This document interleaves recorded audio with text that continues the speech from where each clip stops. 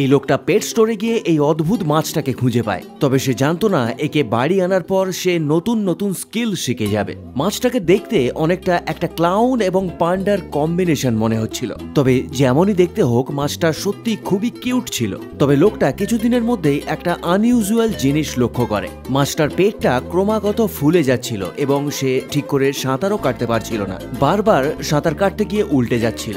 তাই সে মাছটার সাঁতার কাটার সুবিধার জন্য একটা ছোট্ট ডিভাইস তৈরি করে দেয়। তবে লোকটা চিন্তায় পড়ে গেছিল এটা দেখে যে মাছটার পেটটা ক্রমাগত ফুলেই যাচ্ছে। তবে এক্সপার্টদের সঙ্গে কনসাল্ট করার পর সে বুঝতে পারে যে মাছটার পেটের মধ্যে একটা ইনফেকশন হয়েছিল, যার জন্য পেটের মধ্যে জল জমে গেছে।